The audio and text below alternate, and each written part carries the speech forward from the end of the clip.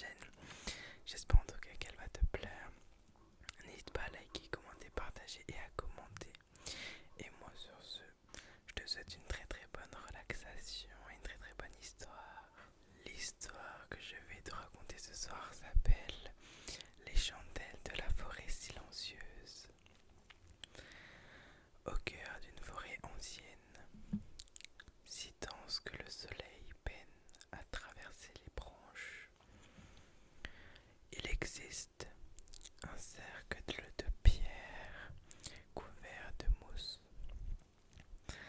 Chaque nuit, des chandelles s'allument seules, sans vent, sans flamme humaine. Elles diffusent une lumière douce et vacillante, illuminant un cercle minéral où le silence est presque sacré. Presque sacré. Où le silence est presque sacré. Un promeneur solitaire, Émilie, découvre ce lieu un soir d'automne. La brume glisse entre les troncs et le parfum des feuilles mortes s'élève dans l'air froid. Il avance avec une précaution et, au centre du cercle, les chandelles flottent presque sur la pierre, comme si elles défiaient la gravité. Comme si elles défiaient la gravité. Intriguée, Émilie s'assoit, fascinée par ce spectacle. Il entend un faible crépitement, puis un murmure, comme si la forêt elle-même parlait. Il ferme les yeux et se laisse envelopper par cette ambiance. Chaque flamme semble respirer, se balancer au rythme du vent invisible, raconter des histoires anciennes. Des histoires anciennes.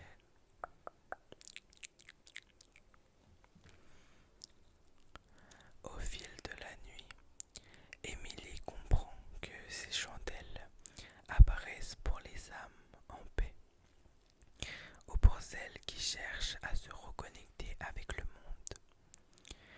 Il murmure quelques mots qu'il ne connaissait pas. Merci, merci pour la lumière. Et soudain, les flammes dansent plus fort, illuminant la forêt entière. Lorsque le matin arrive, Émilie se relève.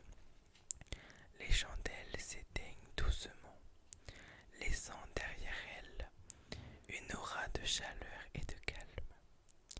Il retourne au village, le cœur apaisé, portant avec lui le souvenir de ce lieu magique. Les anciens disent que ceux qui découvrent ce cercle trouvent un équilibre, un moment de sérénité que la vie moderne oublie trop souvent. Et certains soirs, lorsque le vent souffle juste assez fort, on jure entendre le crépitement des flammes et le doux murmure de la forêt qui continue de parler même sans spectacle.